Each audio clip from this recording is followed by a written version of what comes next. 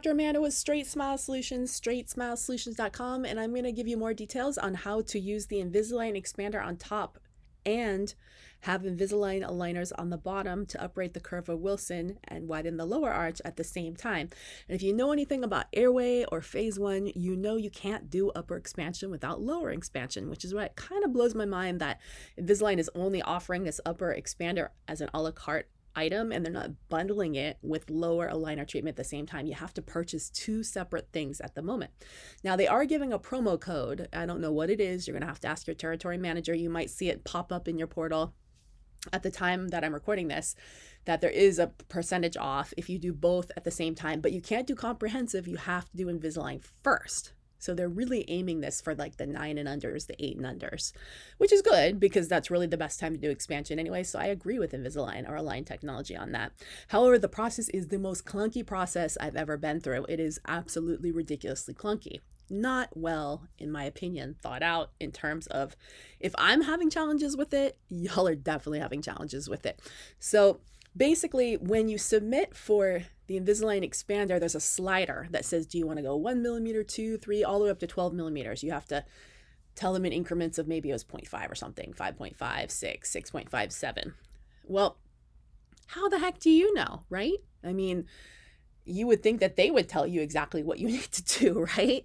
I mean, obviously we want to get wide enough so there's space for all the teeth to come in, so that there's great remodeling of the bone, so that there's a better airway, so that there's space for the canines to come down. I mean, isn't that what your software is supposed to tell us to do? Hello. So you have to give them a number.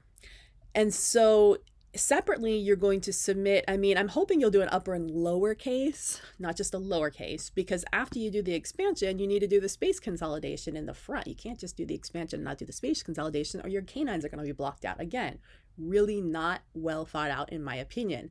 I don't know why this was so rushed. It should have always been bundled, in my opinion, with the aligner treatment. That's just kind of standard. Weird that they didn't do it. And they don't make it easy because if you want to start with a lower treatment first, but you don't want to purchase lower only treatment.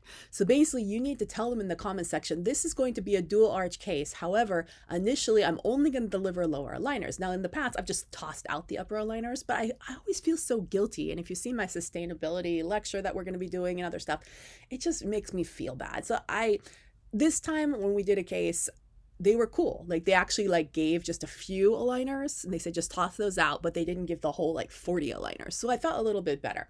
But then when you do the refinement after the expander on top, then you'll do upper and lower together to coordinate the arches, to consolidate the space in the front, and to finish up the case. So essentially, yes, you're going to pay twice. You're going to pay for the expander and then you're going to pay for the Invisalign first, separately, dual arch. However, initially you're only going to deliver the lower Invisalign aligners at the same time you're doing the expander. However, once you finish the expansion and the holding phase, then you are going to refine and do both arches together to finish the case. One more thing to keep in mind, the tricky part, you will need to ask them when you do this lower, you need to specifically say, I'm going to be doing Invisalign expander at the same time. How wide should I say it needs to go? That is what we did. And they actually gave us a number, which I thought was cool because I mean, I just kind of guessed and I was somewhere in the ballpark, but it wouldn't have been accurate. It would have been underdone. And what if I needed to go more? I mean, yeah, you could finish it up with aligners, but then you're not getting all the skeletal benefits that you paid for, right? Plus, I don't know if the holding trays come in the box with the expander or if you order the holding trays like an aligner later, or I don't know if you do the expander, if you get refinements with it, if they get non-compliant, or if there's fit issues.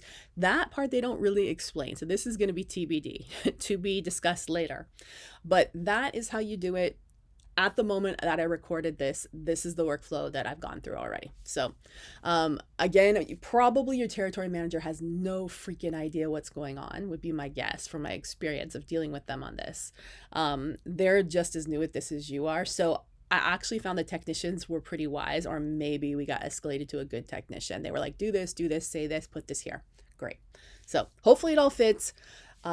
After I go through a few of these, I will give you guys an update if I learned anything or if things change. All right, thanks so much. But I still think it's a great product. And remember, aligners don't improve the necessary remodeling the actual palate and making it less vaulted. Aligners don't necessarily give you the airway benefits. That's why you have to do the expander. And I don't care if you do it rapid, you do it slow. They leave that part up to you.